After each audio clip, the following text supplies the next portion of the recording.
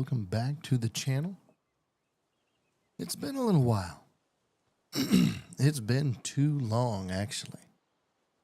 It's been way too long. Well, I apologize for the short pause. I didn't get to it Thursday. We were shot coming back from vacation. Tuesday we were on vacation, so a lot has happened between the last stream and this one, which is a good thing, I guess. I guess I can't complain about it. It's been good. So we've got to bring you guys up to speed. Some things have changed around here. You know me, I don't keep stuff the same. We got a nice pile of eggs over there that's working. I see the first new thing we're going to talk about over here in the shed. We got a bigger tedder. Oh, there's two things in the shed here. We ended up getting a wrapper, bale wrapper. I'm going to shut these doors. They're going to drive me nuts here. There we go. I think they got both of them, didn't it? Yep. Okay, there's just one. Yeah, so we got our own bale wrapper now. Bought that one outright. That is ours. And found this on, I guess you could call it online, right? No, dealership had this. It was pretty cheap, pretty reasonable, and it's bigger. With our new grass field that we have, we're gonna need that. Actually, we might get that out. Yeah, we might. We'll see. And I can't remember if the grass is up to date or not. Everything here looks the same and is the same there. I'm trying to see. Everything's the same over there. This tractor, we didn't upgrade any of that stuff. You were going to see. We increased some horses, right? Did we increase the horses here? I think we did. So, yes, they have all had one baby so far. Okay. So, they've all had one baby. That's a good thing. And then, what happened here? Anybody remember what used to be here? This used to be a big silage pit. I told you I didn't know if I'd ever use it. I built a spinnery and put it on there. I even put the gravel down. I did it nice, guys. I really did it nice. Even put the fence out back. It lines up with the other fence. I really tried to make it look good for you guys. Now, where Jelly went wrong is I thought by the picture this was going to be where the pallets would be. And over here is where you would dump those. Dump the wool, basically, or the cotton. You can put cotton in this as well. It's not that way, so I would have placed it differently if knowing that. I wouldn't have sucked it so tight over here. But you know what? It is what it is. Not a big deal. It's pretty tight to that fuel barrel, but you know, live and learn. Live and learn. Everything in there is the same. Okay, so this those are the big changes of the farm.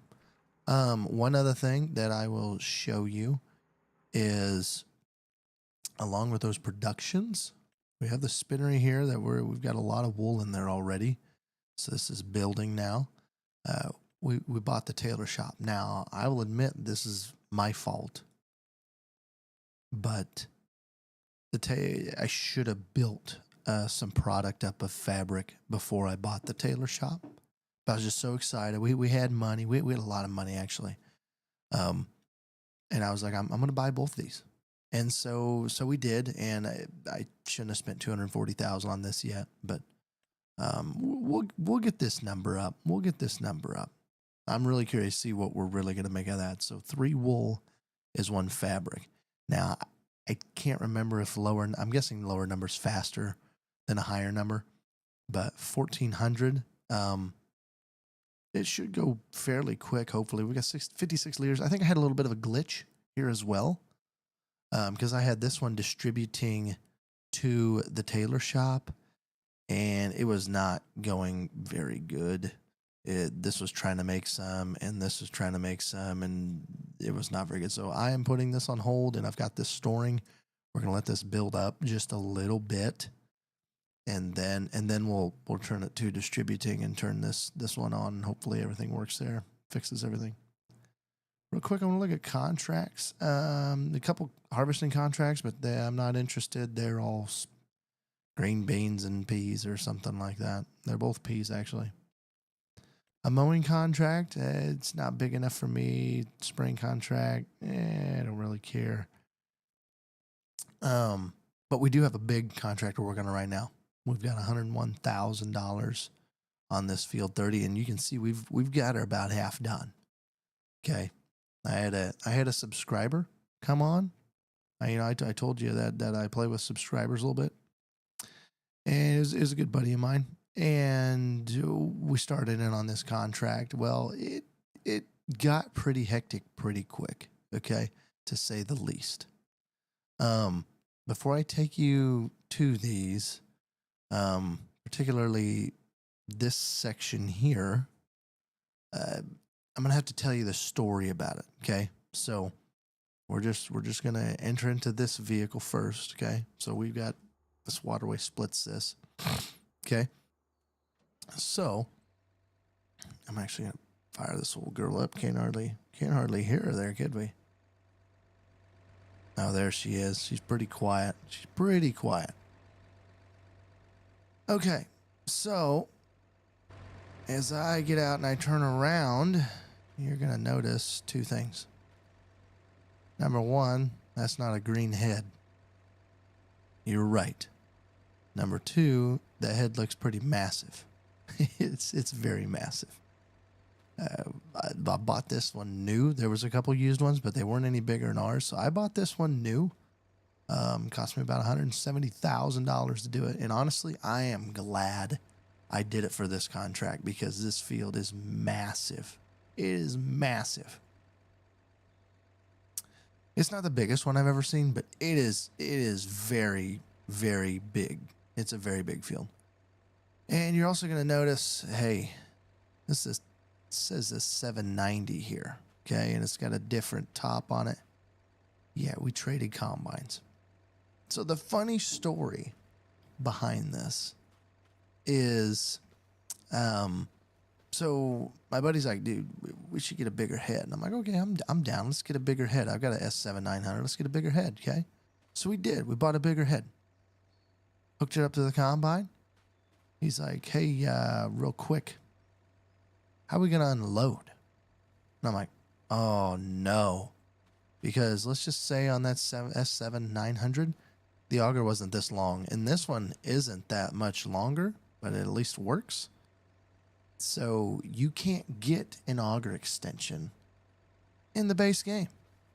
You can't get it. So that was a little frustrating. But, you know, hey, you live and learn. It is what it is. It is. I mean, it's going to be what's going to be at this point. So, let's just send that guy down there for right now. So yeah, we had to buy a new combine on top of buying the new head. So what became one actually became more than one, actually. But and honestly, when we had that S7900, the bin would fill up so fast. He started clear over there in the corner of the field, like right behind those trees. Started over there, got up to this waterway, full on canola, completely full. With this one, we can do pretty much a full pass of the long run there, and we're not full. So the capacity on this thing matches the head a lot better.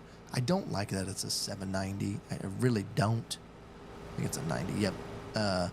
Don't like it that's 790. The spread pattern sucks on it.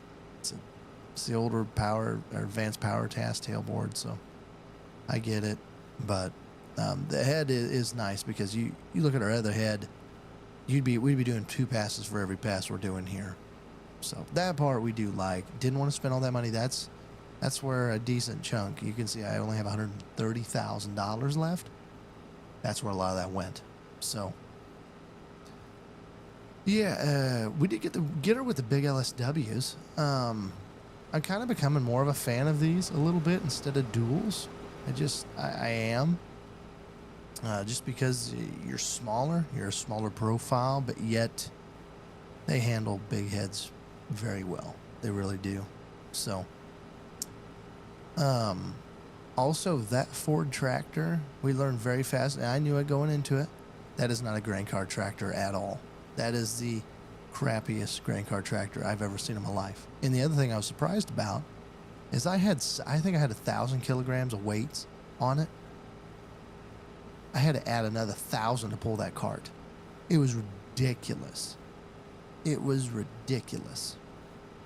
So I had another 1,000 pounds of it. We're going to be looking for a different higher horsepower tractor for grain carts. I think I'm going to need something different when we get into air seeders and some stuff like that. This one for now, I think it's going to be our contract cultivation guy and maybe some odds and end job type. But, yeah. We got done spraying. We're done fertilizing. We put up the big field of hay. I don't know if those other fields actually are ready or not. But we took this big contract. So honestly, the contract was going to pay for probably 60-70% of the head. The head was 170,000, so it was going to do everything but 70,000 on it.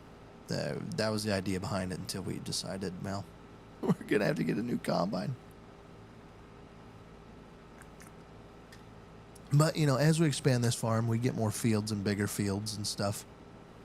We're going to need more of this. This is going to be a stepping stone of you know, for the other heads at least. So, or for, you know, getting bigger stuff. We're going to need bigger equipment here at some point.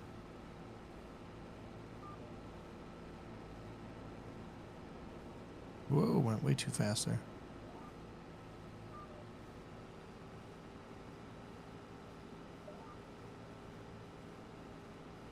But I'm actually going to send him. I thought he was going to be okay, but I'm going to send him back up there, which may or may not be good, actually. I just wish he wouldn't take the road. Just drive through the field. See, now he's going to probably turn around. Yep. He's going to take the freaking road over there and just drive through the field. That I don't get, but whatever. I don't know what stops that or prevents it or anything of that sort. So that's what's new on the farm. What's new in real life? Vacation was fun. It was nice getting away. It was good. Went to Florida for a few days. The kiddo was darn tired. Last couple days was kind of a bear. She needed a couple naps instead of one nap. So, but all in all, it was good. The White Beach there, in Destin, phenomenal sand. I've never been in sand quite like that. I mean, I've been to Jamaica, I've been to Hawaii, I've been down the coast of Florida on the Gulf side, so on the west coast, like Clearwater Beach, been to it. None of those beaches are like that Destin Beach, and I know that's not the only one that has the white quartz sand. I had to Google to figure out what that sand was made out of, because probably the most impressive thing that I have is, or that I like about it, is it's not hot to the touch. I mean, it's warm, but it ain't never gonna burn your feet. And that is something that is just astounding. Just astounding, because I know we went to the black sand beach in Hawaii, and that sucker was hot. Oh my gosh, those rocks were hot. Jeez Louise. The Jamaican one, it was hot, but it wasn't scalding hot. It was hot. It was a lot more hot than this one. This one it's crazy. It's a sugar sand. It's so fine. Crazy how that quartz just, over Mother Nature, just chews her up. But it was good. It was good. Kiddo she didn't really know what to think of the ocean or the beach. She'd like it for a little bit. She was done well within an hour of being at the beach, so a little bit of a bummer. Wife and I probably would have liked to stay a little more, did some stuff, beach wise, but it's all right. It's all right. We'll probably go back to Florida at some point, and probably in a different spot maybe. Destin is a great area, though. Destin's a really good area.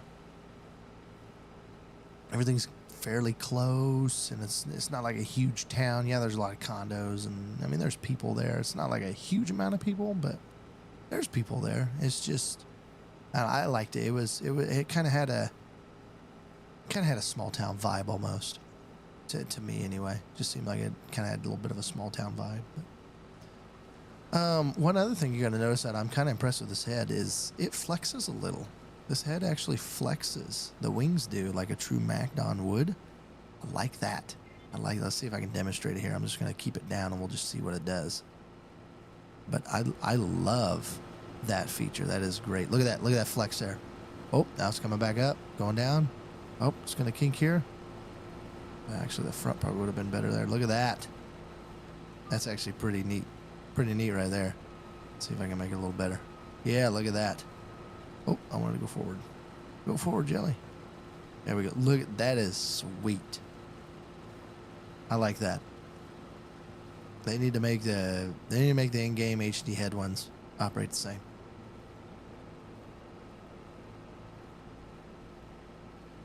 Also, what I was disappointed in when we were trading combines, I think that was last night we were doing that stuff.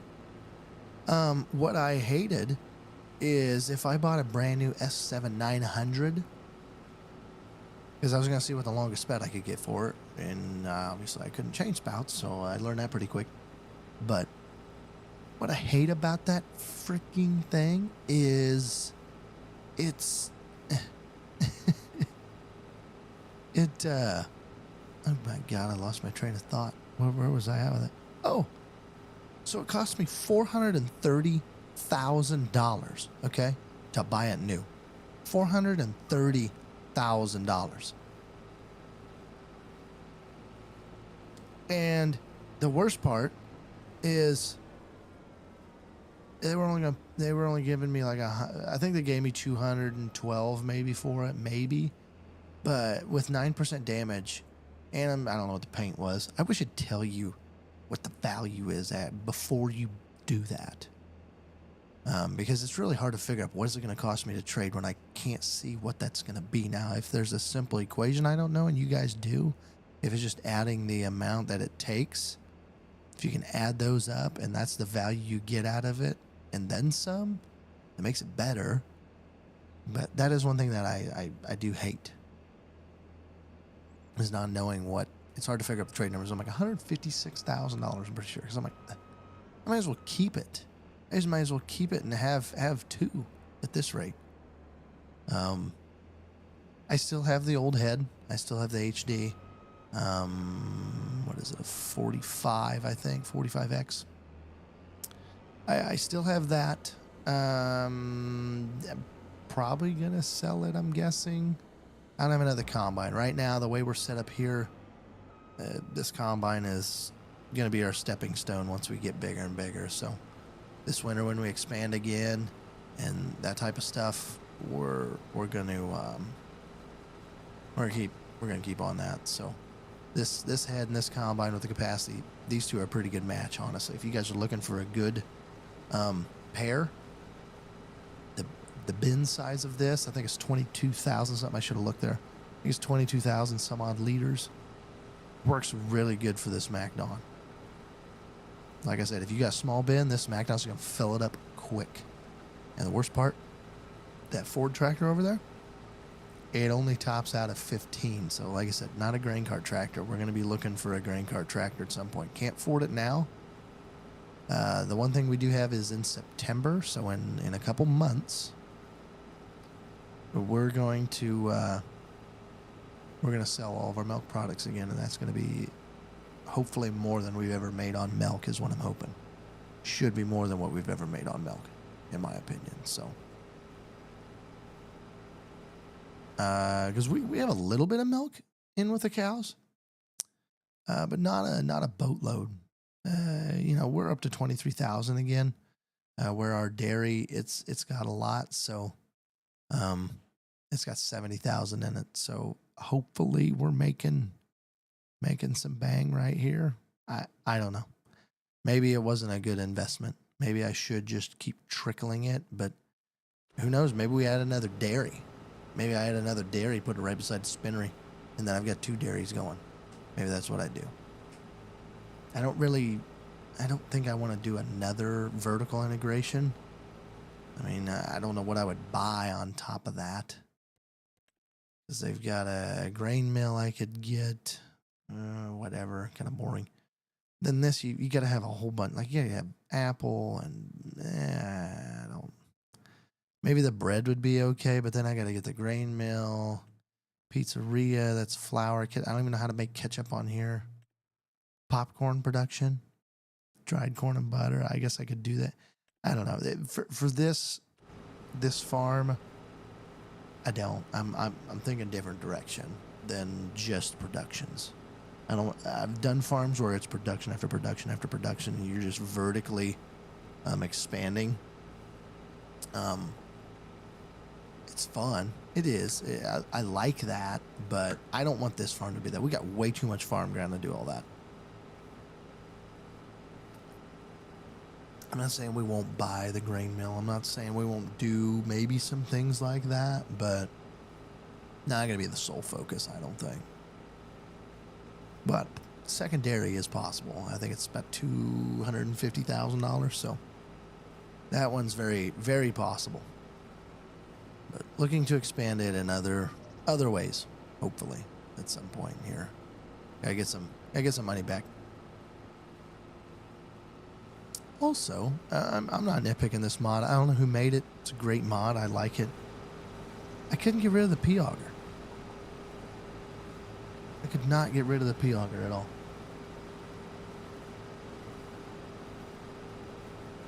So that was one thing that I was disappointed in is, for canola, P-auger actually probably be pretty good for. But soybeans, those types of things, wheat, you don't need a P-auger. You don't need that. And we also got the canola knives. I couldn't opt out for those, which works great for this, but I don't know. Whatever. That's just something to, like I said, just something to complain a little on. I love the flex. I like this head. I really do. Reel can go up. Reel can go down. Go forward. Bring it back. I know where I'm actually cutting. I can't really tell here. Probably needs to go out a little more. Somewhere probably in there. It's pretty deep there too, I'd say. Still pretty deep.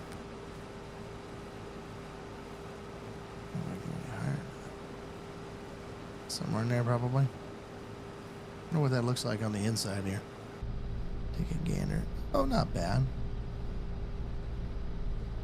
Not bad. I don't know. I've never harvested canola. I'm kind of basing it off of wheat settings, to be honest. But yeah, it is disappointing. My buddy, he's disappointed we went back to a Gen 4.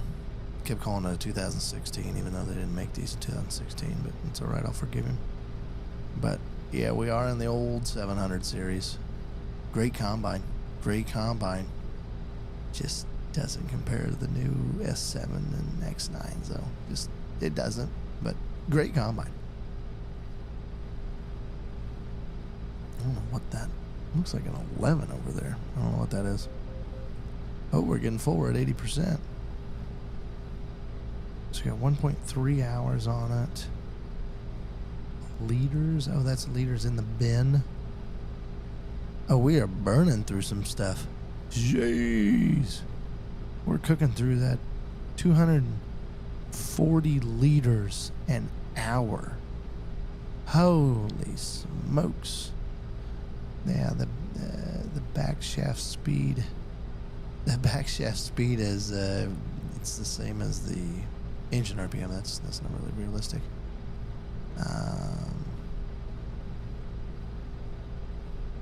Trying to look at like the engine. I mean, the engine load's pegged out. I'll look to see when we get to the end here. Actually, I'm not gonna make it to the end probably. Curious to see what it is.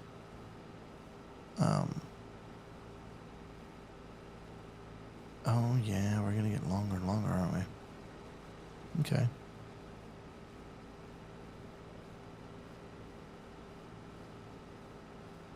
I mean, like I said, this thing just just holds it all. I mean, 22,500 and we're 98%. We're not going to make it. Dang it. We're just shy of it. 22,905. I wonder how they got the 905 on there. Okay, let's go back inside here. Oh, it does. Okay, so yeah, normally you wouldn't run that one that high. It's gonna be hard to explain. I wish I had like a little pointer to show you guys what I'm looking at. There's a little deal there on the PDU, so it's up on the corner post where you have like the fuel gauge there. That's in between these screens. You have 1400. It's right above that 1400, 1401 is what it just was. Look right above it. There's 3 bars. It's the furthest left bar is your engine load. The next one is the temp. And then the next one to the right, that's like 3/4 of the way up, that is the diesel. And then the right one would be the def. And we must be full, huh? He's full? Oh my, he's okay. Or do we rock forward? Yeah, he's full. Okay, well, we're going to send him. We ain't going to make it back either. Oh, great.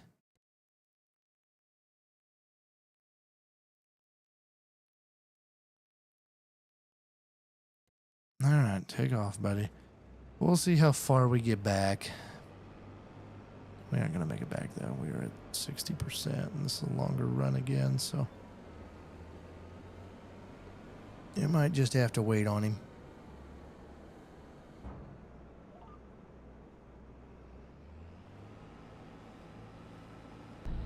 See, now that left bar is completely maxed.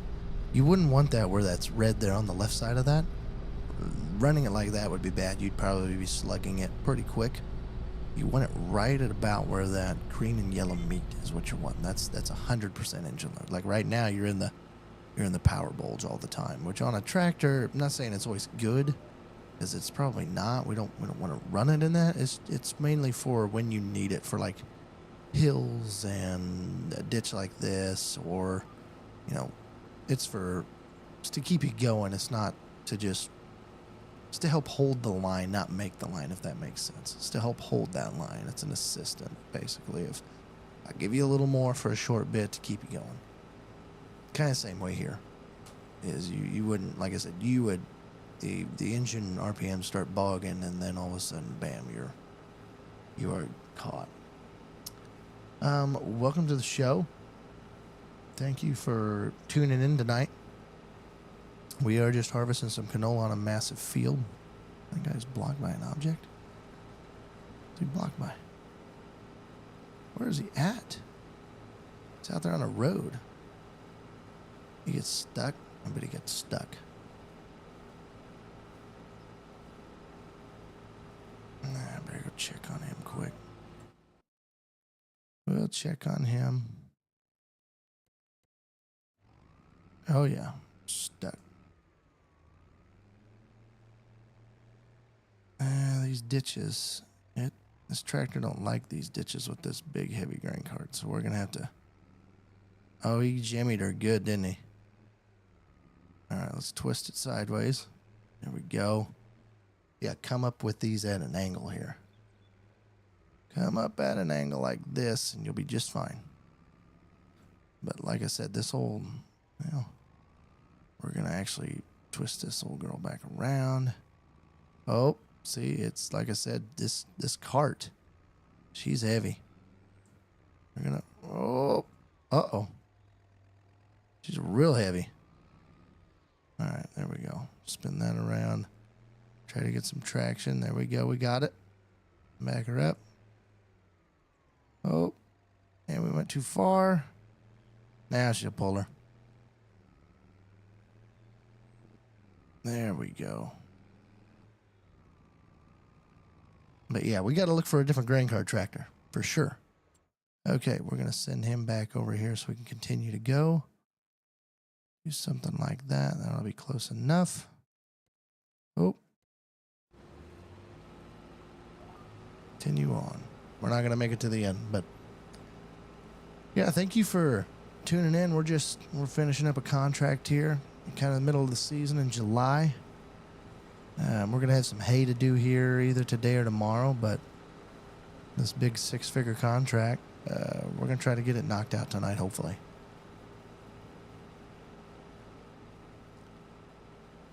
But, yeah, we got old, who is he? That's an F, so we got Frank over there. Hired man every now and then. And I was talking about this combine and in canola and in the head and stuff, how to operate it, real life and stuff like that. But we didn't want to make this purchase, but we ended up making the purchase. We didn't want to. We messed up. That was my own fault. But we need a longer spout once we upgraded heads. But like I said, that other head it's sitting over there in the ditch yet. We're gonna sell it when we get done with this contract. So, but yeah, we're talking about the power limiter on this is what we were talking about. How we don't want to run it in the red, but yeah, normally you wouldn't be running 2100 RPM. If that sucker was in the red this hard, you'd be bogging down about 1900, stuff like that. So, that you would not want to run like that. But anyway, and I wish the spread would be wider than this. This thing would spread this power cast tail board here on the back with the residue. It would blow it wider than that. I think it's acceptable up to probably 45. Probably it ain't quite 50, but 40, 45, it should be able to push some of this out there. My opinion, that should be fixed a little bit. But I'm not dogging on anybody's mods. Okay, well, we're actually gonna wait here. Maybe we can kind of get on a line here. I'm gonna steal this guy's job because he's gonna wreck it in the ditch again. See if we can get up this old girl. Nope. Sometimes slow and steady's not always gonna win you the race, but take her at an angle and she'll work with you usually. But yeah, I'm just surprised 2,000 kilograms on this old girl, and it pushes this Ford around like nobody's business. And I don't even know if duals would actually help. I just don't think she's got enough weight in her. Okay, let's get this one filled up. We'll go get our combine quick. But, that farm right across the way that I'm looking there, that's on my list to get. We're going to buy that sucker one of these days. We're going to expand the cow herd and the buffalo herd. We're going to become a milk productive farm along with row crop like this and small grains. And, we're going to have hay in there as well. I think that counts as underneath the cows, but I've been eyeballing that one. It's $500,000 to buy that. So we're gonna get her bought one of these days. Come on, girl. You see how this old girl shifts in here? This is old school. This is how it was done back in the day. That's already in fourth gear, but basically you got 1, 2, 3, 4. And honestly, I haven't ever drove one of these. I've drove some old tractors. I haven't ever drove an old Ford, but how it shifts in the game, you got 1, 2, 3, and 4, and then that little one there, that's the middle orange knob. That's just your throttle, so that's the one that you're going to speed the engine RPMs up and down with. I'm sure that other orange one's used for something. I don't know exactly what it's used for, though. I don't know if that's just a forward and reverse, maybe. Maybe it's 4 up, 4 down. That could be. I've never seen it being moved, at least in the game. But in real life, I'm sure it's for something. Okay. One thing, these do sound pretty good. They really do. I was talking to my buddy the other day, and disappointed, these girls roll coal, okay? They don't burn this clean. I think they didn't do the old school pieces justice because there was no emissions on these things. There was a muffler, and that was it. I think they did a little disservice there to those. That should just been black coal rolling out of there. Especially when she's loading, she's trying to take off. It should leave a streak, I think, in my opinion. But hey, it is what it is. It is what it is.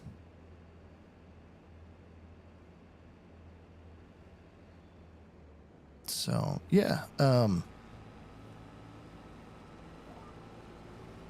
no, we ended up getting back from vacation on, was a Thursday. I was thinking about streaming, and I was too tired. I was in bed by 9 whenever the stream starts anyway. But you know, for you new guys watching, Tuesdays, Thursdays, 9 o'clock's when I'm firing up. It might be a little behind. It kind of depends on when the kiddo goes to bed, but by 9:30 at the very latest, I should be on. Run about an hour and a half usually. We might go a little later tonight. I'm off the rest of the week for work, so we could maybe go a little bit later tonight. We'll see how tired I get.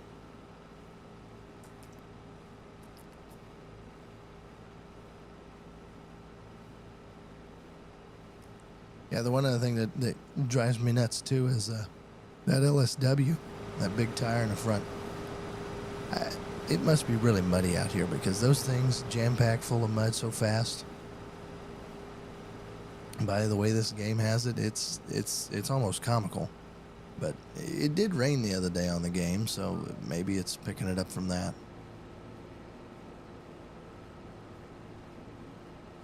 Line this up. There we go. And we should definitely make it back to him. Almost looks like he's rolling downhill, but I don't think he is. No, he's stationary.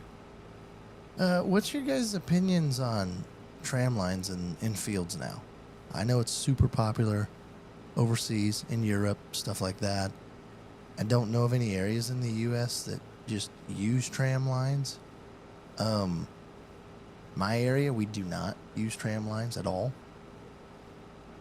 I just was curious on what you guys think. I mean, obviously there is a form of tram line because, you know, when you're spraying when the crop's up and doing some of those things, applying some fertilizer, stuff's going to get run over. And I get that, but to have a true tram line, like that's a wide tram line. That's for those big old wide European tires. I mean, I wish you had different tram lines for, you know, different looks of it for different, you know, which I know they're not technically, by the game, they're not planting those, but real life, I think you would. I think you probably would. Actually, we're going to send him down here.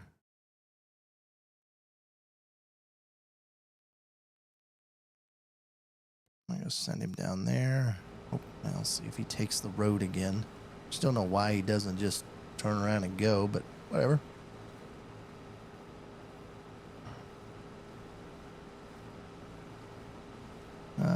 Magnon heads, we've got a few in our area. We got some pockets of them. We've got a lot of deer heads, but there is some Magnon heads. They're kind of known for simplicity. I don't know if they're the sturdiest head out there. Probably not. They're kind of a lighter head. Wouldn't really call them cheaper built, but lighter material, not built as heavy. I mean, just kind of referencing a deer head.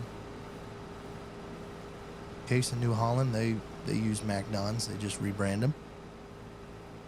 But we've got some pockets of them. And then what our guys like about them is simplicity. It's a lot more mechanical driven, kind of by springs and stuff. So if I zoom in here, just to the right of that tire, so right on the edge of that tire, on the right side of that front, big LSW, you're going to see them springs. You're going to see that move. That's what makes this head kind of float. So everything's resting on the pressure of those springs there. So you tighten them up, loosen them up. That's what's making this whole head kind of float separate from the combine feeder house. If you don't know what the feeder house is the thing that goes up underneath the cab that connects the combine to the head. It's what transfers the grain from the head into the combine. Gets it up into the feed accelerator, which throws it up into the rotor. And then that's what starts threshing and separating the grain. But, yeah, some guys like those. Where if you looked on like that HD over there, if I remember, if we get done with this field, they've got like hydraulic cylinders. So all of that is controlled electronically. And I'm not gonna say it's a bad thing. Does it sound more complicated? Yeah, it does, and it kind of is to a point. But I have seen where those HD heads will pick up where these MacDons can't get. So, you know, on like terraces or going through waterways and stuff, MacDons are good, but those HDs, they clean it up a little bit better. And usually where you'll see that is like in beans, and when you're running on the ground, or canola. I mean, we're running on the ground basically here, so that's where you're going to find, you know, it's just lifted up a little bit and left a little crop. Most guys don't care as much, you know. It does pretty good. I mean, our heads are so big anymore, trying to get them to flex like a snake it's very tough. So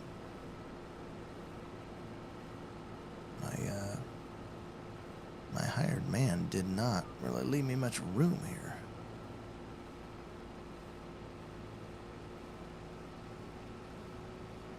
But we're gonna go this way just a little bit, and then we'll dump on that cart. Try to get you guys some combine seat time here. Really not much to see in here. It's just hard kind of judging stuff, but you see those numbers out there on that stainless steel, and they're just behind the reel. So just to the left of the mirror here, there's those numbers. That is for your reel position. Okay, that's to help judge your reel of how far out and how far in it is. And they're usually only on the left side, I think. But let's see if I can get this in the cab. I'm either gonna smoke this thing, or I'm gonna hit money. I smoked it. Frickin' that mirror isn't a bit. I would have moved my head in real life. Oh geez, we got her again. We got her good. There we go. Now we're good. That mirror was messing with me a little bit. Oh, I shut that down. But yeah, you see how that flexes there? You could almost tell it there by that. Yeah, you see how that's independent from the feeder house when that's set down? See how that moves? So this plate that's running kind of through the steering wheel there, where it's got that cylinder right there, right on the cylinder. Pay attention to that bar going across, and then this plastic bar. See how they move separately? It's rigid on the combine, but the head actually is moving and floating and pivoting. Yeah, that's all mechanical by those springs for the most part of all that. So that's what they love about it. The worst part is that I don't like about them. This P-auger doesn't help at all. But when you're down in cutting position, so if I raise this down, how much of that belt can I see? I can't see hardly any of that belt. In real life, unless you're really tall or something, I'm not that tall, but you're not going to see much of that belt. And that's where the deer heads, you can see the majority of that belt when it's down and in harvest position on an off-ground running mode. Or on-ground, excuse me, not off-ground. Off-ground would be wheat. On-ground would be like soybeans and canola and stuff like that.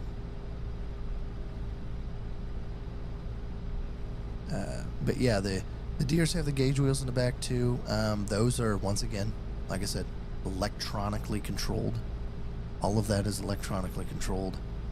They've got hydraulics that go up and down. These you can see over there in between the chains, there's a spring in there. So once again, it's mechanical versus electric.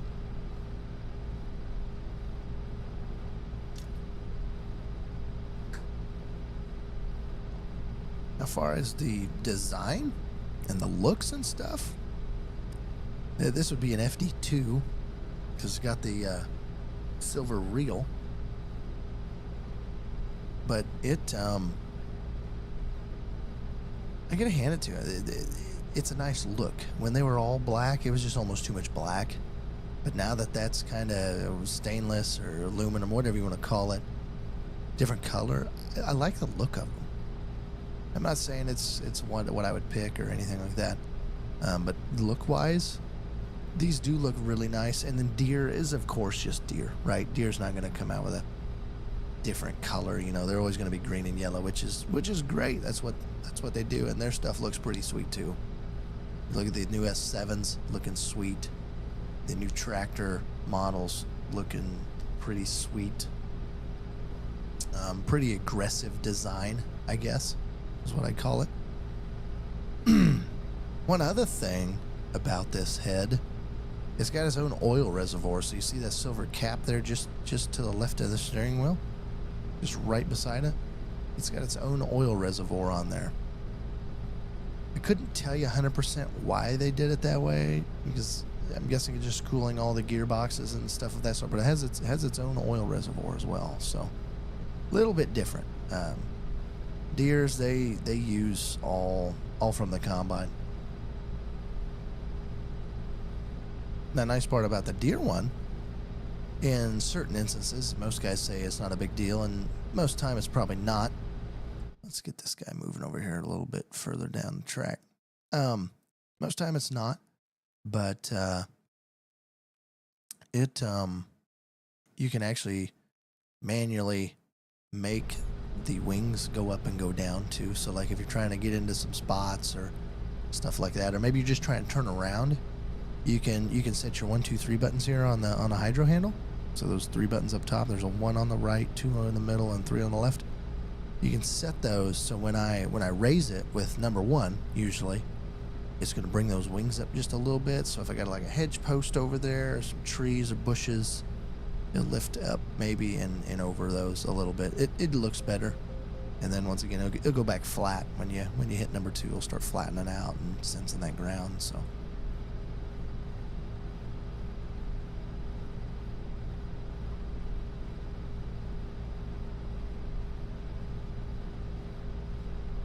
%. Oh, we got, can't quite tell what that is there. Something's changed. Oh, rotor speed. So these combines, they have harvest automation, or auto maintain as we call it in the Deere world. We got auto maintain. Holy smokes, I gotta slow that down just a little bit. No, not the reverse speed, but the speed. We're going to slow down just a little bit. We're not going to make it back, so we're going to dump here quick. Probably, we're not going to quite fill that trailer. But anyway, the combine. Oop, wrong button. I'm trying to take it back in the cab. And they don't have a page with it on it, but if you paged over, you can see it has cameras on it. And maybe I can show you the cameras here. Might have them on here. Oh, yeah. See this little black box right here? There's one here, and then there's one mounted up here. So this is the clean grain elevator. That's what goes up to the tank. This is your tailings. Those 2 cameras, along with all the sensors, they have loss sensors out the back, so we can tell what we're losing for grain out the back and stuff like that. Once you get this combine set the way you want it, and what I mean by that is once you set my grain quality, so how clean I want my tank sample, the losses that I want, and you may say, Jelly, I don't want to lose any grain out the back. I want it to keep everything in.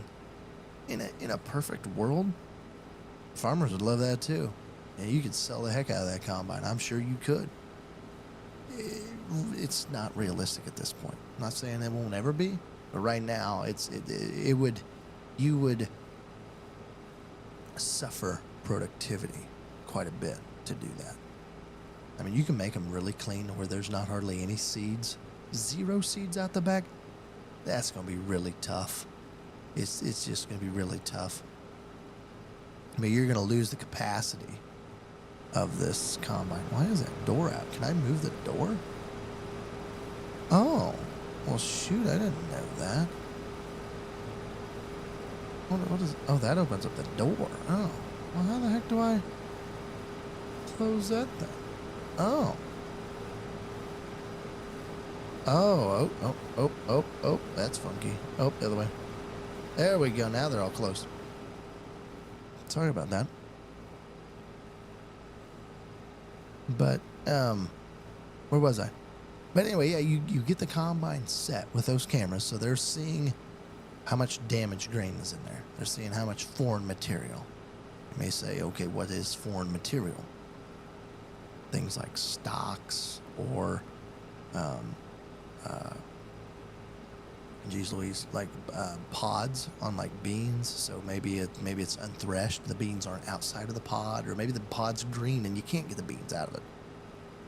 But chunks of pod, chunks of stalks, stuff to make it trashy, like a trashy sample. It's not clean.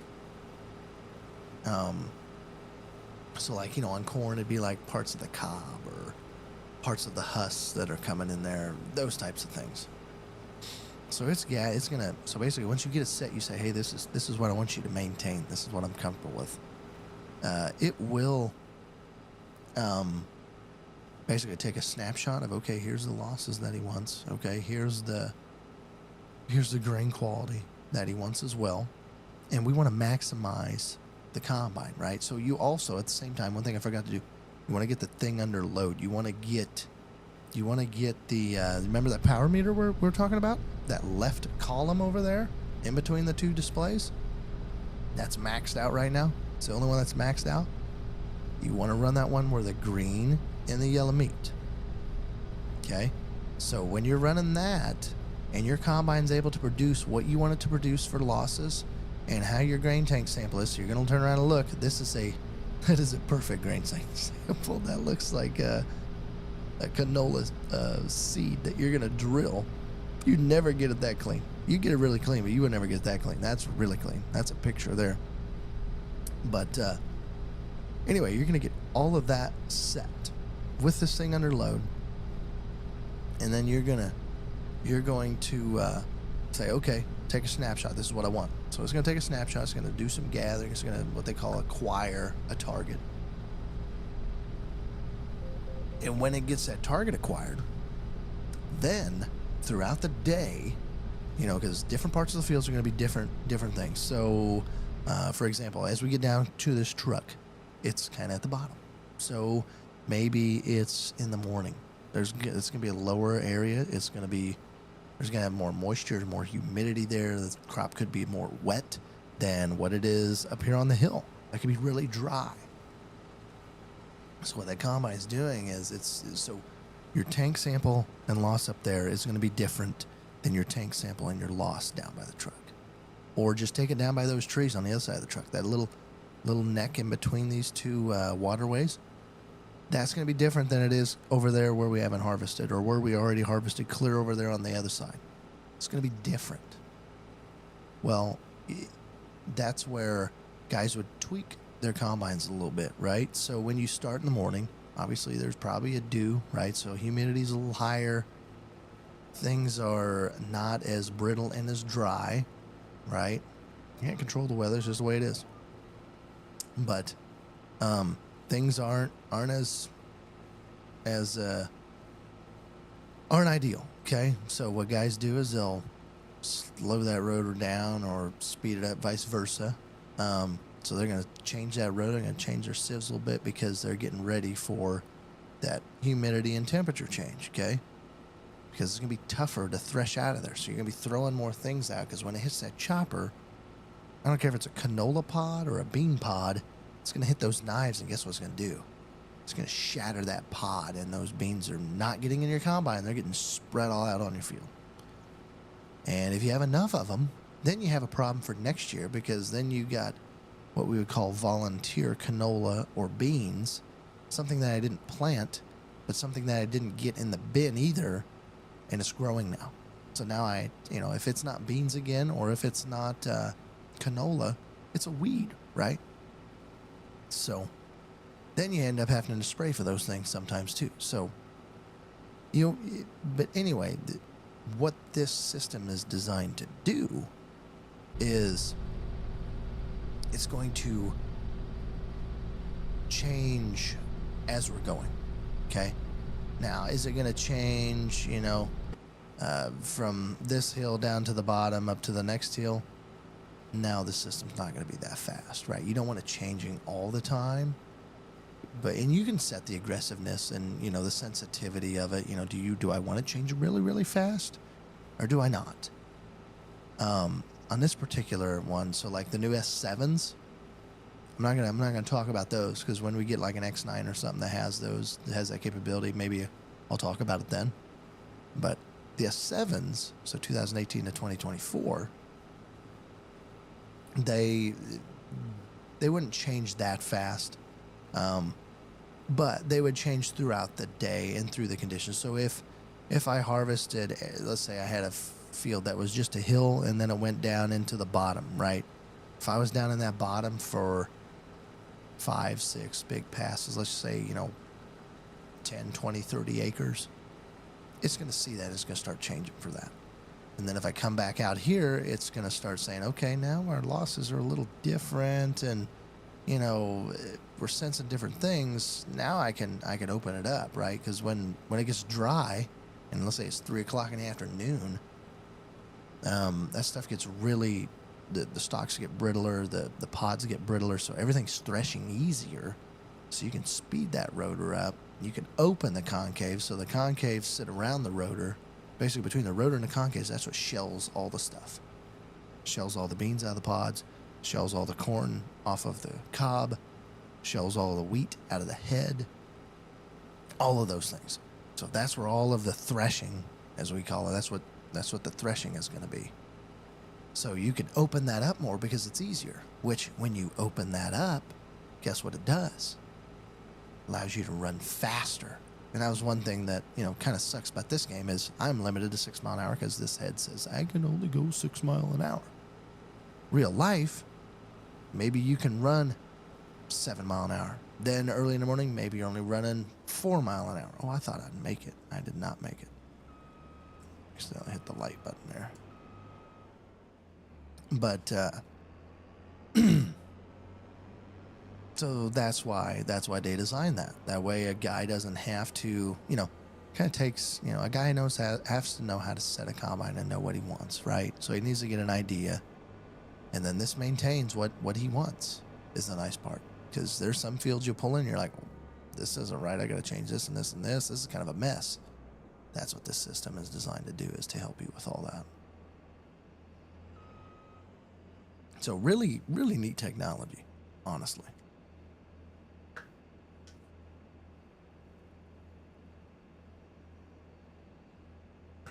Man, we are going to be probably a quarter tank left by the time we get this old girl done. Man, I see him up to 13 views. Thanks, everybody, for watching. Appreciate it. I don't care if it's 10 seconds or 10 minutes. Thank you. Appreciate it. Oh, man.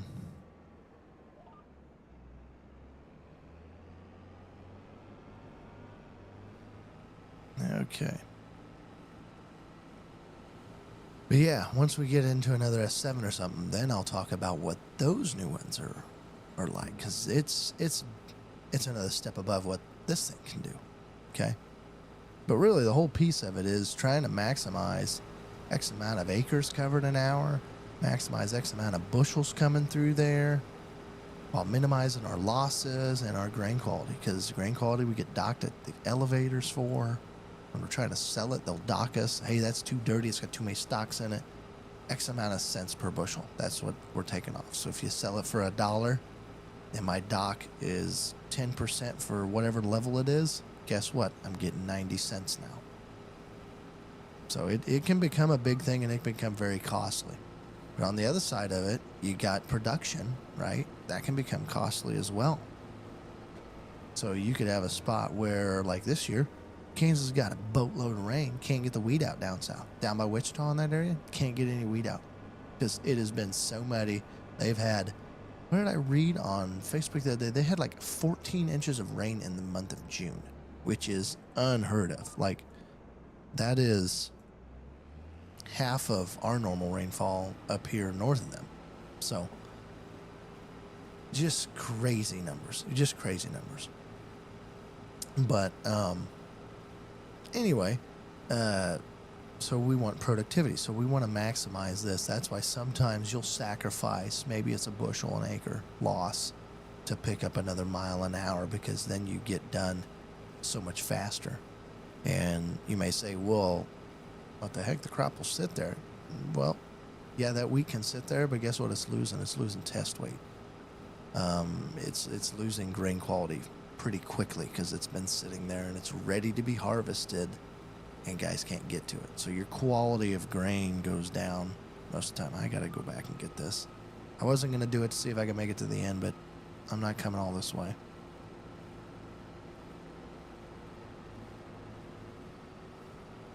But because like right here, you could run 7, you could run 8. It would take this just fine. The thing I do like about these heads is, and that's the same way with the base game ones. You cut it offside and it still brings it in like it should. So normally you just pretty much cut her straight for the most part. Get it in there.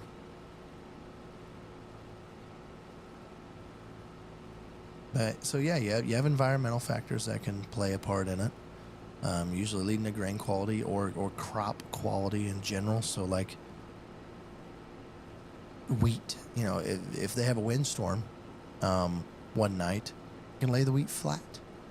Then you have losses because now you're running on the ground. You're not just cutting the heads off. You're running on the ground now. You are now doing the same as what you do for beans. So you're bringing in all that straw or stems, basically. You're going to bring all of that in, and you have to process all of that through the combine instead of just a little, like a third of that, along with the wheat head. So capacity, you're not running those 6 mile an hour and down wheat. You're going to be running maybe 2, maybe. And you're going to be losing a lot more because you're not going to get it all off the ground and, et cetera, right? So it becomes, that's environmental pieces. Now, the thing that some people may not think about is the sheer fact of what it costs to run this equipment right here. So I said $175,000 head, and the combine was, I think I traded for $300,000 total. So let's just say I got a $300,000 setup here. It's not realistic, but let's just say I do. The thing about it is it's costing me X amount per hour, right? I'm getting wear and tear on parts, wear and tear on the head. I'm increasing hours. In the combine world, we have 2 different types of hours we look at. We look at engine hours, so that is engine running hours, right? And then we also have separator hours. So basically when the combine was engaged, when it's actually harvesting. So those are the 2 forms that most dealers are going to look at when they're looking at evaluating a trade or stuff like that. Trying to sell something is how many engine hours does it have and how many separator hours does it have. So, anyway, but those cost money, believe it or not, right? It's like mileage on a car. If I have a car that has 60,000 miles and I have the same car that has 40,000 miles, probably going to give me more money for the 40,000 mile car. Works the same way here, only it's hours. We're not in miles. It's hours of runtime. Okay? Because we're not going to have very many miles on these things. Probably more than what we think, but it's all about hours. But, what that would be, let's just say it's $250 an hour. Well, if I could pick up 1 mile an hour quicker, or if I can cover that acre faster, let's say it's a bigger head or it's faster speeds, that's usually your 2 main things you're going to do. Either pick up speed or get a bigger piece of equipment to cover it faster. Your cost per acre goes down, right? Because instead of me covering that acre in 10 minutes, I'm covering it in 5 now. So across, let's just say it's 1,000 acres, take your 5 minutes per acre times 1,000, that's 5,000 minutes, right? And I'll do the math here. I'm not going to do it in my head. I'm not good at math in my head, never have been, never claim I will be, but I will do it just so it's in here. But okay, so I said we were doing 1,000 acres. 1,000 acres times 5 minutes we saved, right? So that's 5,000 divided by 60 minutes in an hour. Or, 60 minutes in an hour. That is 83 hours. You believe that? 83 hours. That's just an example, okay? I mean, most guys, you're going to be doing, let's say 20 acres an hour. Take that times, let's just say farm is 2,500 acres.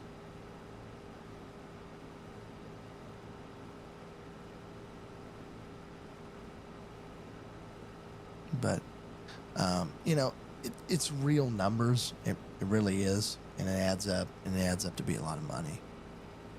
Just from not even the wear and tear of it. It's just in depreciation when I go trade that piece back in. And, you know, you figure in labor into that. So if I got a hired guy, I got Frank over there in the grain cart. If I'm running a smaller head and it's taking me, I'm just going to use double the time. Well, I'm paying him double the time too because he's sitting there with me. If I can get over it all faster, I mean, that's why I hired him. I'm going to pay his wage because it's going to make me money, right? I'm not going to just have an expense just because I like the guy. He's going to be making me money. He's going to save me time. That's why you get grain carts. They save you time. You unload on the go. It's all about time savings. And then when you look at, you know, wages and stuff like that, then that's added on top of depreciation, on top of fuel, all of those things. Then you don't have to worry as much on environmental factors because then you can come in and you can kick some butt, get done with it, see you later.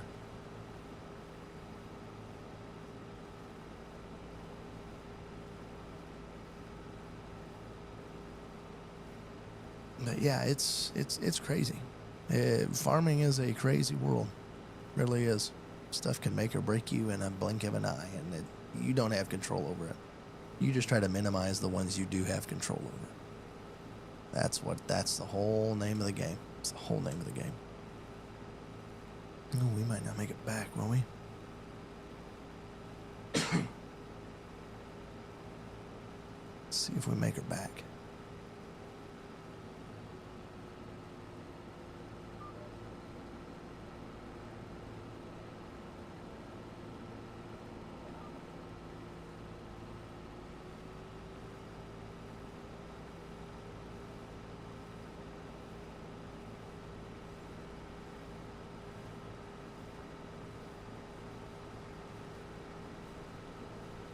It's gonna go down just a little. Yeah, somewhere there probably.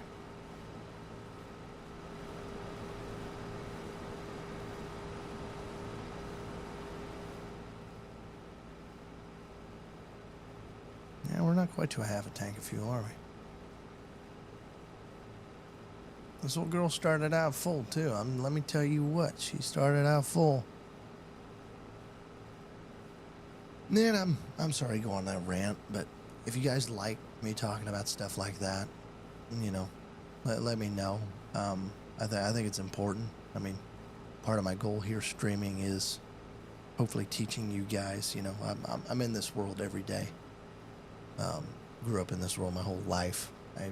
I don't know everything. I'm not gonna claim I do because I sure as heck don't. Most people don't know everything about that, but it's not something that you just master because there's too many variables. There's too many things that come in hand. You get a program that works and you roll with it. But if you guys like me talking about it, definitely drop comments, put stuff in the chat, say, yeah, we would like you to continue to talk about some of those things. And I get really passionate about the technology in these pieces and how they work and those types of things. Now, I'm going to be honest with you, it's row crop is going to be the strong suit. I don't know much about forestry. I don't know much about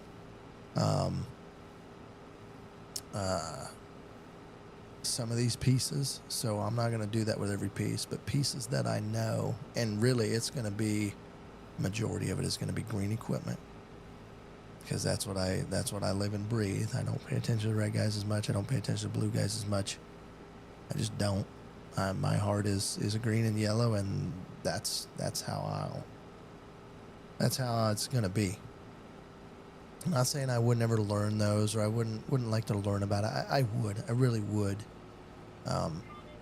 But passion is gonna be a lot less than what it is for these pieces.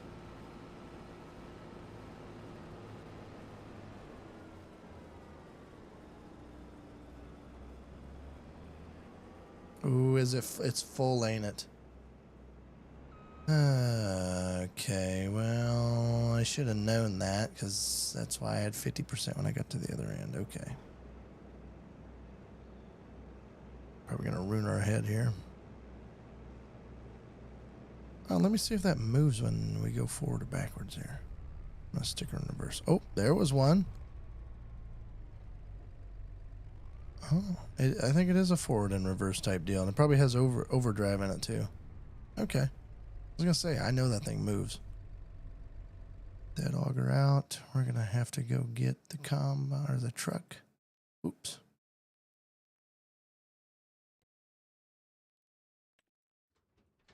She's full. We are all full, boys. We then did slacked off there. Gotta drop my third axle there.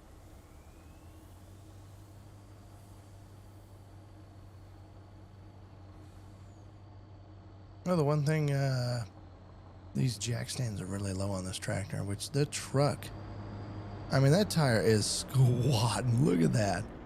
Look how squatty those tires are. Holy moly. That is crazy. But I can't go where I need to go because the ramp catches on the dang jack stands. So I've got to go the other route, which I'm just going to do right now. Sorry, dude. I just killed that dude.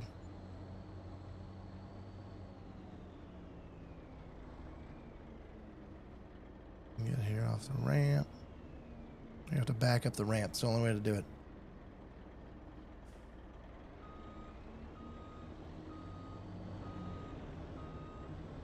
Take her left. Take her left. Yeah, we're going to make it. We're going to make it. There we go.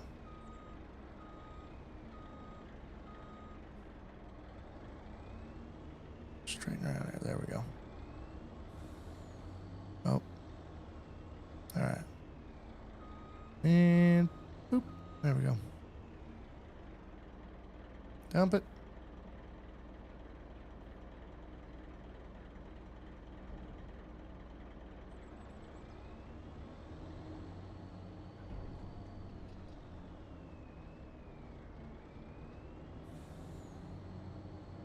Oh, man. I'm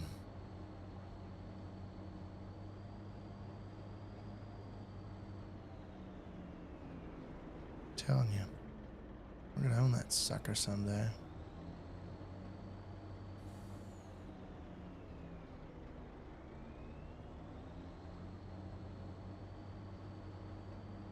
My buddy thought I had a big stack on this old girl, which I do. Any ponies that she's got. She should. Didn't want to roll that one there. Oh, lift up the old axle there.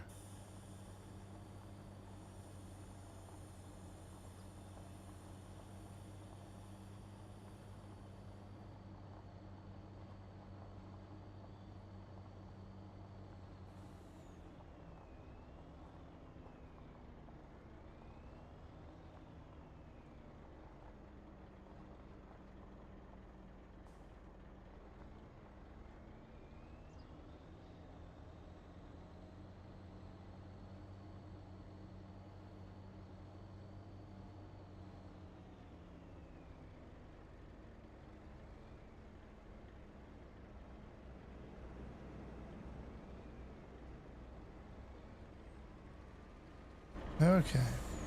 Shut this off. Get this combine unloading into it.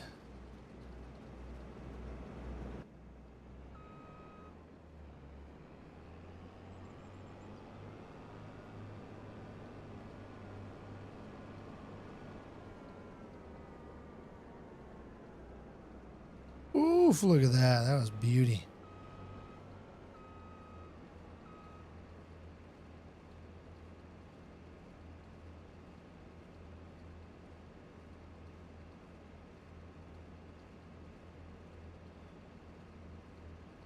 Get this unloaded in here.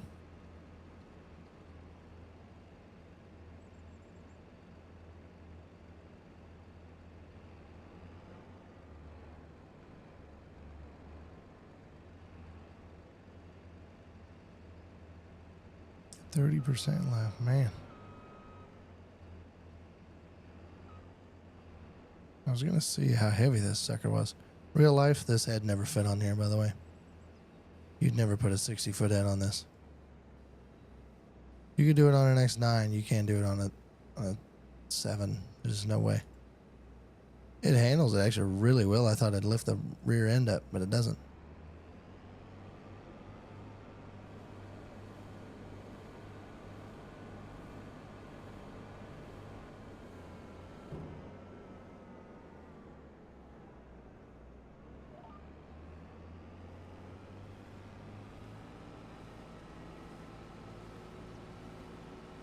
Yep, she's wrapping out, boys. But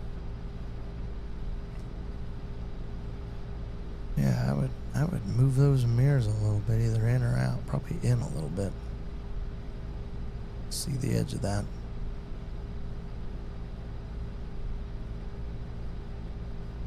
What else we got in this thing? Well, heck, if I'd have known that, I could open up the door. Just showed you a whole bunch of stuff.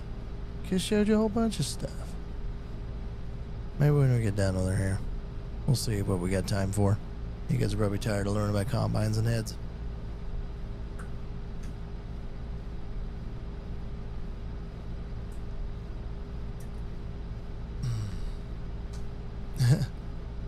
Just noticing, you look at that light up there, that black one there. It is dirty. They have dirt on the light and on the floor mats. Interesting. It's a little interesting there.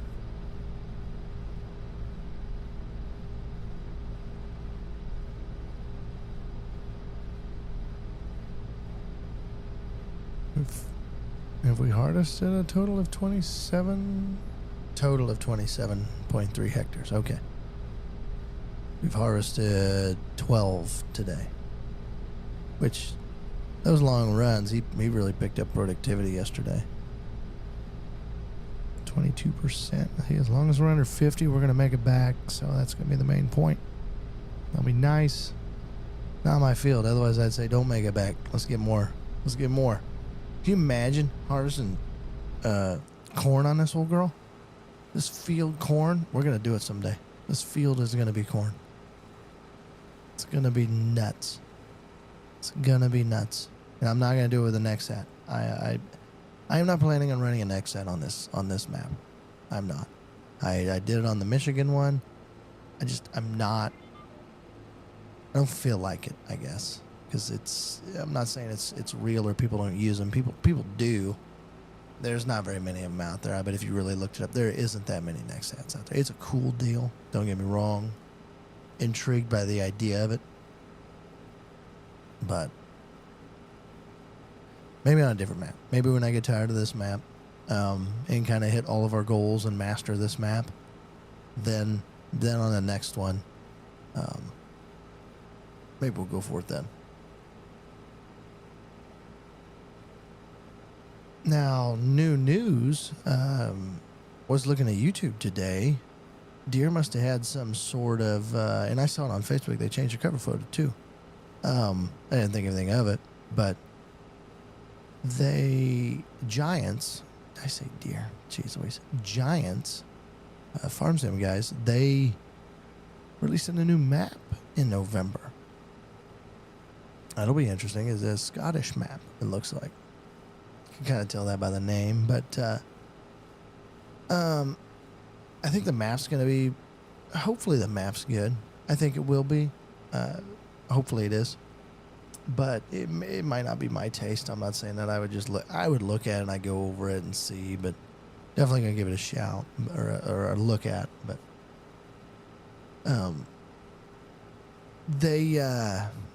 they're adding fishing to Farming Simulator. What is everybody's thoughts on that?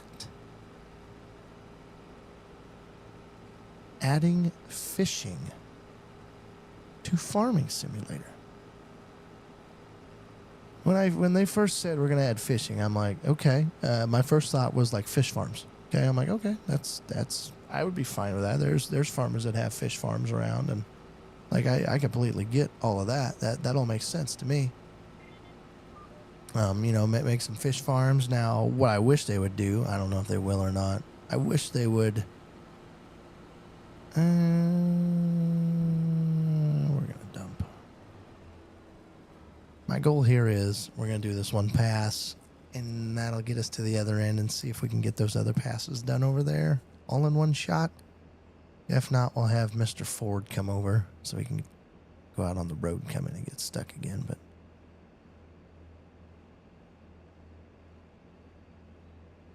we got that truck full, didn't we? Good deal.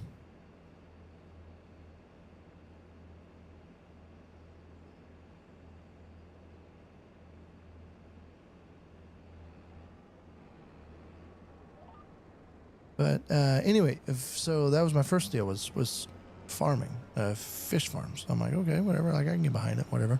It's another animal. Give us some different production chains. Okay, cool. I like it. But apparently you can get boats and go out and fish. I didn't say how you're going to do that, but that I was a little skeptical on. I don't know. It'd be interesting to see how they tie in boats to a farming simulator. I don't know. That part I had mixed feelings. The fish farms? Oh, I get that. I think that would be fine. I would have no issues with that. But if you're going to go out and you're actually going to, let's say, throw a net out and catch fish or whatever, somehow you're going to have to raise them, I think, is their idea. Because, to me, they've already got a fishing simulator out there. They've got, the new one's North Atlantic. I can't remember what the old one was called, the older version of that. But I've got both of those games. Good games, a little clunky, cheaper game, but not bad. I don't mind it. It's a little bit of a grind. It's challenging, but they've already got stuff like that. So to me, I wouldn't think Giants is going to go down that route. From what I've heard, is it's going to be about growing fish and selling fish. So growing small fish, growing medium fish, growing bigger fish. Maybe growing it from small all the way to big. Okay. I just don't know how they're going to do it. So that'll be interesting. We got a lot of time between now and November, but that one will be definitely interesting on how that's gonna work. But I was watching some DJ Go Ham videos on it, so.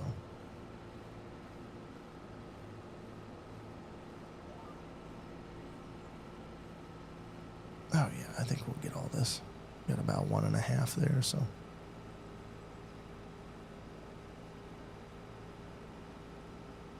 But yeah, you have to let me know what you think of fishing in Farming Simulator and maybe how they could do it. I don't know anything about fish farms. I really don't know any of that stuff.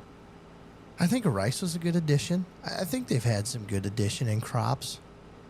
What I'm gathering from Giants is they're wanting to expand the base of the game, maybe. I don't know if that's the right wording, but they're really trying to expand the base of the game. They're really trying to get a lot of pieces of equipment out there, no matter if it's big, small, whatever it is. They're trying to get a lot of pieces of equipment out there.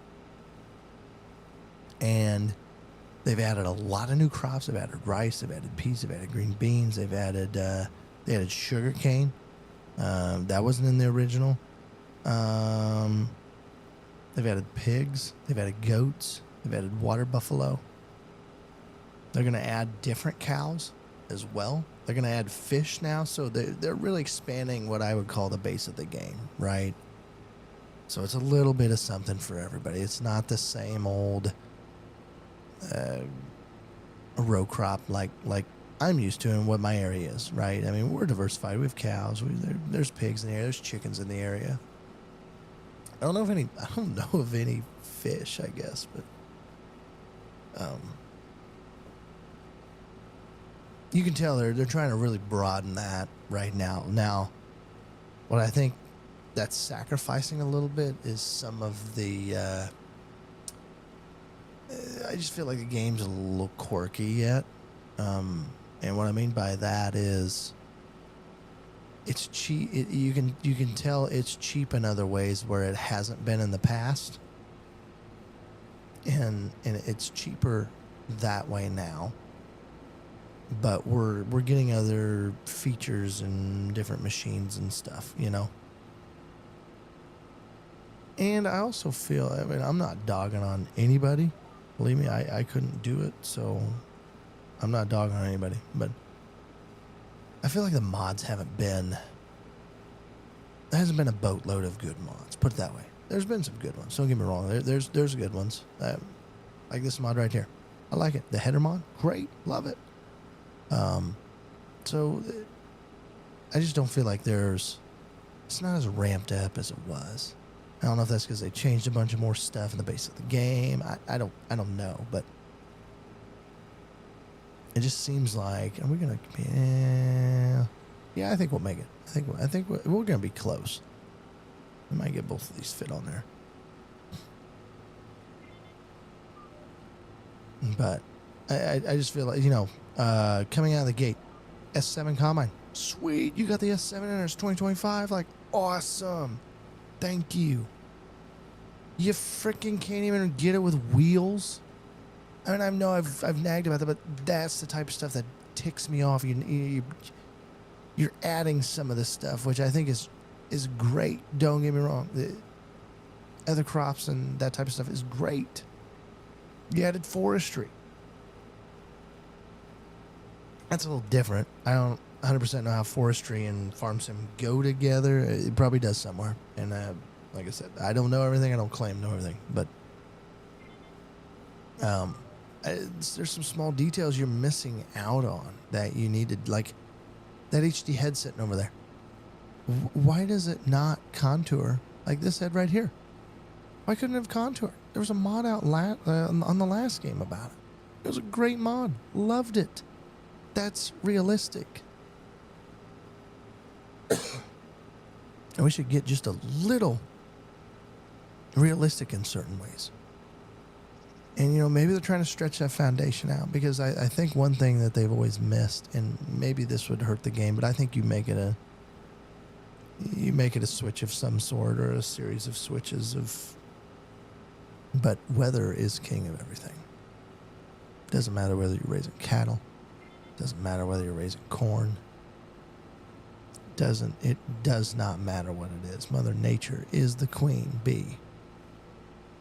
And they haven't 100% put that in the game. Now, like I said, they started a base. Hail is hurting. Yep, that's realistic. I like that.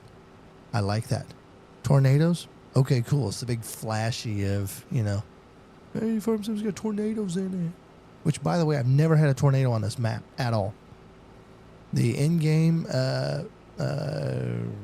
European map happen all the time. Missouri apparently doesn't have any tornadoes. Now, I know that's 100% inaccurate, but I have not seen one yet. Nor have I seen any damage from one. So maybe he has tornadoes turned off on it.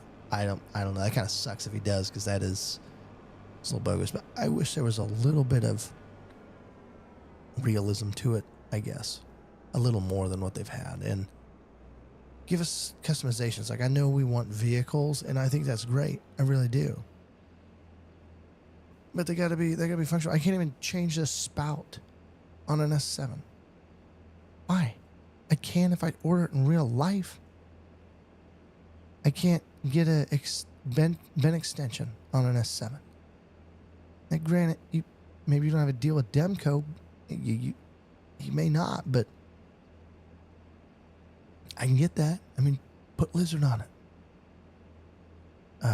And freaking wheels. I want wheels.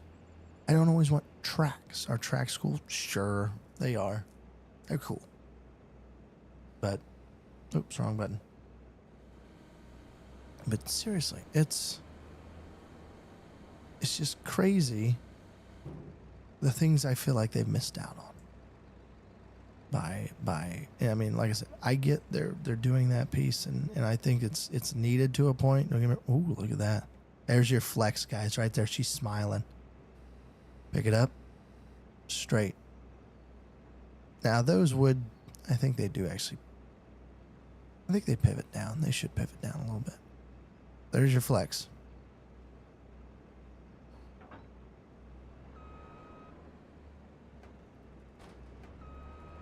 I wish you could fold that auger in, but you can't.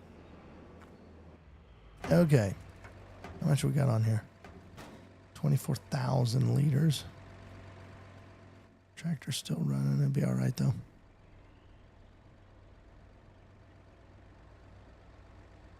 Where are we going to go through here at? We're going to go in a hard angle and...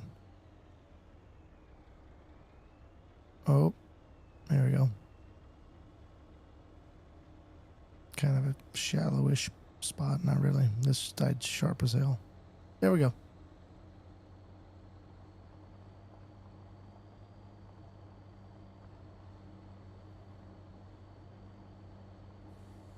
Man, those tram lines are big. But yeah, I think that's just where I feel like they're missing stuff. I feel like there's parts of this game where it's gone backwards, and there's parts of this game where it's leaped beyond. Like I said, I think it's... But there is some stuff where I am disappointed in this game versus the last. I think I got into it about 2016. Somewhere in there. No, it was more... It was earlier than that. 2012 is when I got into it. Right about 2012, 2013. Yeah, 2012, because 13, 15, 17...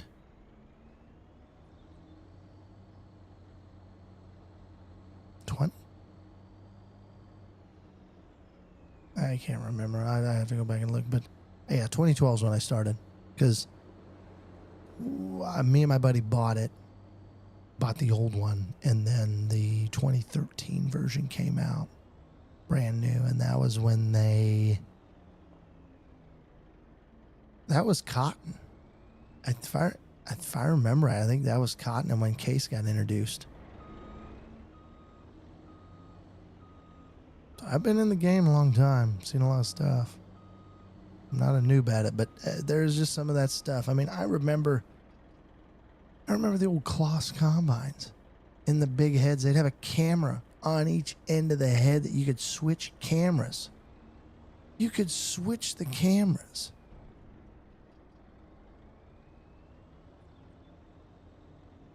Oh, look at that. We got more in the... another 24,000 in the grain cart. What are we going to do with it, guys? I'm going to say we're going to sell it.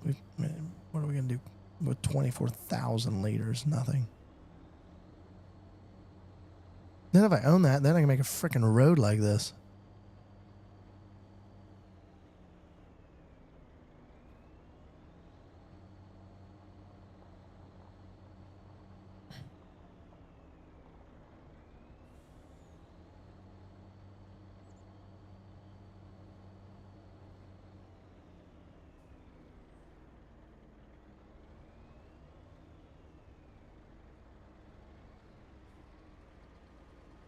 Okay, where are we selling it to? What's got the best price?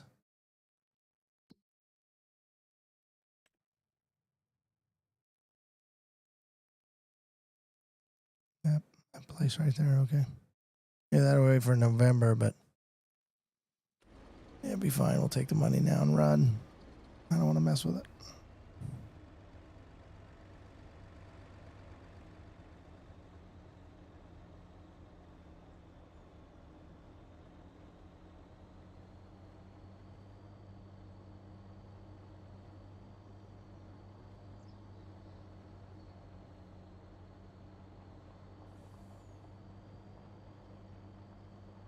We're going to cut back through here.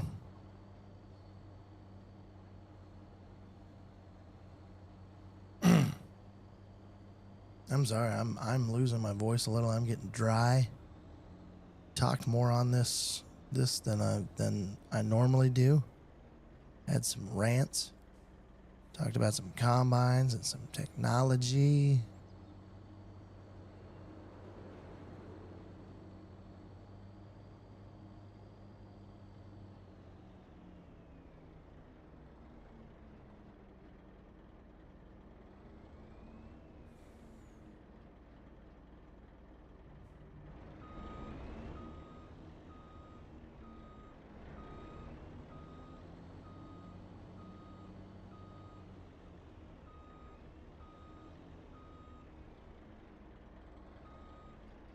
we go. Just dump it. I'll take it. I'll take it.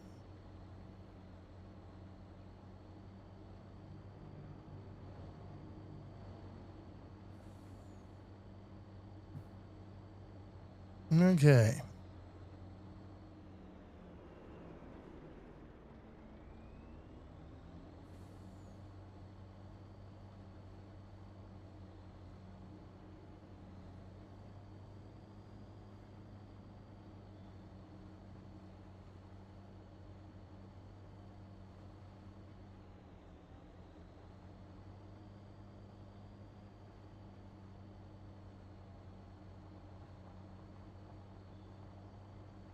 We're just going to keep going here.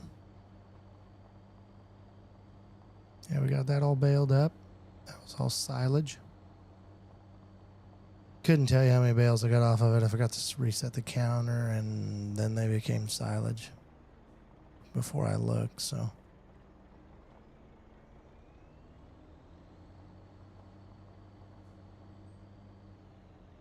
Manure pit is getting full again, so. Oh, are those done now? I didn't even look over there. But those are done.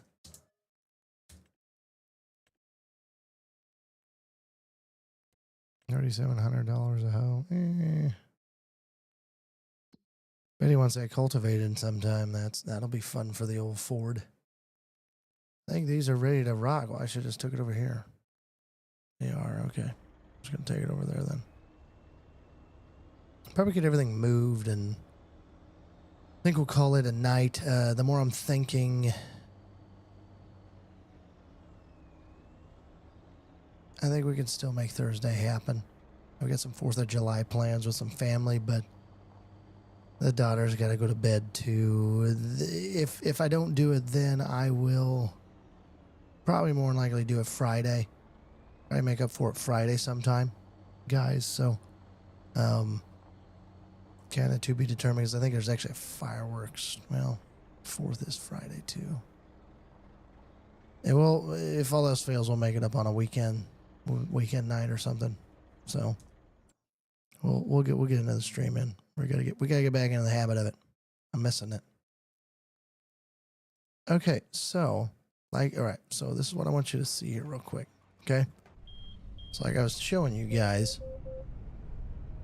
if I pull up to this, gonna be a little cockeyed. Okay, minus. Okay, so we're just gonna hook up. We're gonna fold it. We're gonna set it down. Okay. Look at the cutter bar. So try to take out of the P reel, because you wouldn't have that. Cutter bar there, especially in the middle here. Can't see a whole lot, right? That on. Now I'm gonna go hook up to the deer head. You're gonna see a difference. So here's these springs I was looking at. They're right in here. So see these springs, they go up and down, help that travel a lot. That's what makes it floating versus the combine. Okay. The deer one's gonna have the same thing there. I can't get in on this side, okay?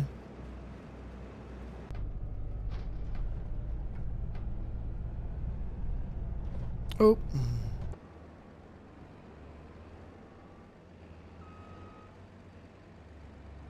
Oh, well. What the fudge pickles? That doesn't make any sense, but what the world? It's hooked up in the chopper. That's a little messed up, but whatever. It works, I guess.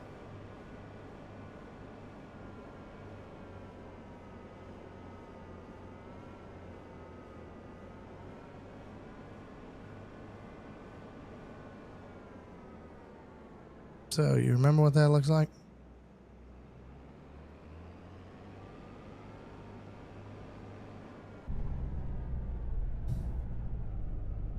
Ah, this one's got a... well, it'll be like for like. That'll be good. That'll be good.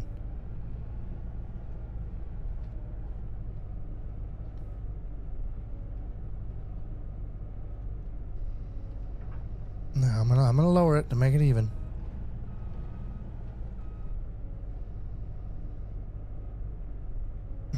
So see how further back the bar is? I can see so much more. This didn't even have the new belts on it, but you can see so much more with these heads. Doesn't do it as much justice here. I'll be honest, probably like, what the fuck you talking about, bro? Like, everything looks the same. This auger I think is bigger than the Magdon auger, which is, it's not helping me out, but real life, it's night and freaking day difference. Night and day. Ain't even a competition from a viewing point anyway. I'm not saying that's why you buy that head or anything, but I'm just saying that's a huge difference. This one only goes 19? Interesting.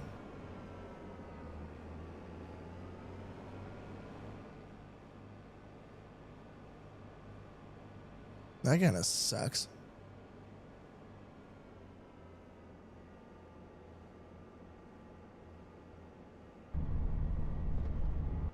I think we'll be all right on fuel probably. We got a big head, so it's going to go by pretty quick, these small fields. I don't know if I might get these cut. I'll probably do a little bit of work between now and then. It's because I'm off the rest of the week, so I like playing off and on.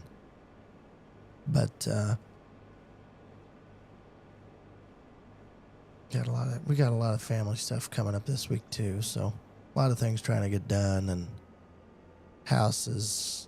There's a lot of projects starting there. We're trying to get some of that hammered out. It's busy, so please bear with me just a little bit. Try to keep you informed if I can. I need to start posting stuff. I haven't posted stuff, so I need to start posting some stuff, and that I think that'll help, me reach out to you guys anyway on it.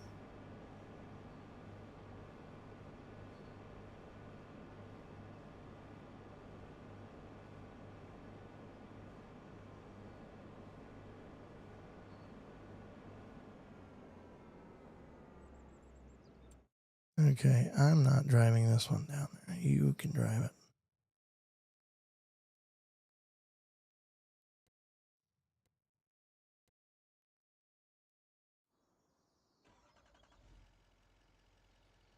Also, this cool little mod right here, this little truck. Number one, I love the little chainsaw deal. It's not a make or break, but it's a neat little addition. I like it. And this sucker has got the passenger mod on it. I didn't know that. So me and my buddy were farming the other day, and I could get in the truck with him. I saw the icon. I was like, well, WTF? We're just gonna take this back to the yard and sell it there. We ain't driving it clear over there, so.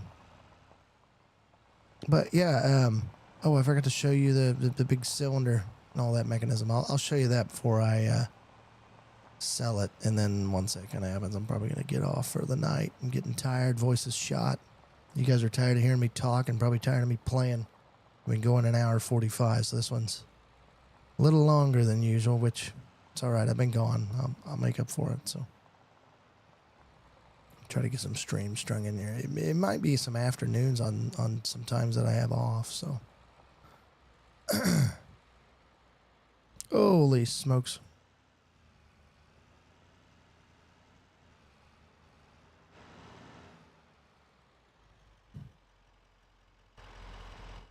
Shut that off so I don't have to talk over it. Okay. So like I told you, everything is electrically controlled here. It's kind of electric over hydraulic. So all of these are hydraulic cylinders pushing these down, pushing them up. That's what off ground is. So these wheels back here are setting that header on and off. It's the height adjustment for on and off. That was a big gearbox. It doesn't have its own oil reservoir, but you have this big gearbox.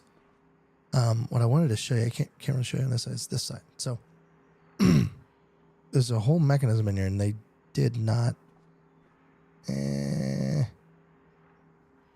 don't know if that's 100% how that looks, but this big cylinder with this mechanism in here is what causes this wing to go up and down. Basically, more pressure, less pressure, and then you even have some stuff in here, which basically you see all these hinge points. So there's a hinge point here. There's a hinge point here. Basically go straight down. That's where the wing hinges. So that's the pivot point of the whole wing. Okay. So just like the Magdon, Oh, needed that. Just like the MacDon, this piece right here, this bar, completely floats separate. So this is where your feeder house would attach. So this is the combine side, completely free floating head versus this. So the whole head can go up and down. And I'm sorry, I'm shaking the camera a lot. Whole head can go up and down freely to contour the ground as well. Now you may say, well, that's okay, but this whole cutter bar, I really don't know what the X is. I've never heard of the X. It's probably a Europe model, but anyway, this whole cutter bar in America, at least, what we call a flex, so it'll be an HDF, I think it's an HDF. This whole cutter bar, like if we took, there's a couple mechanisms on the side that will loosen, and this cutter bar will droop, actually. So then the whole cutter bar is flexing on the ground. It's just riding on the ground like a snake. Along with the whole wing being hinged. Now they're new. They got a new reel out. So this whole black piece is going to go away. It's going to be more open. It's a cam reel design. So I don't know if this does it really realistic justice, but these fingers, when they come around, I have a crouch. Nope. Where's crouch? There's crouch. Not really, but basically when these fingers come around, they're to grab and bring in the crop and then release. So they need to kind of be straight up and down. You don't want them kind of angled back. So let's say if it's here, it can't be angled this way. It needs to be angled straight down. At any point of this right here, it needs to be straight down. The way it drops the crop. Well, they've had a problem where it's angled out a little bit and it'll throw that crop. So when the reel's spinning really fast, throw that crop over the back of it. Then you're losing seed, right? So they've got a new design coming out that's going to make it more of it'll come around, and then once it's vertical the whole way. So it's straight down here, it's straight down here, it's straight down here, all that. So that's a new change that's coming out. And then for these, they've got a 3-section reel. So this is a 2-section reel. So this side operates up and down. The middle is up and down. And the right is up and down. So one section is there to the middle. And then from the middle to the outside, they're going to add a piece right here. They're going to add a piece right here. And then this is going to be all one bar. So you're going to have one section outside to this, then you have another section to this, and then your right section would be clear out to the outside. So anyway, that's the new stuff that they're coming out with. It's gonna be hopefully pretty neat. Because when you get those angles and stuff, it's hard to keep the same cutter bar and reel distance the same, and that's really what you need it to do a good job. So that 3-section reel will help with that.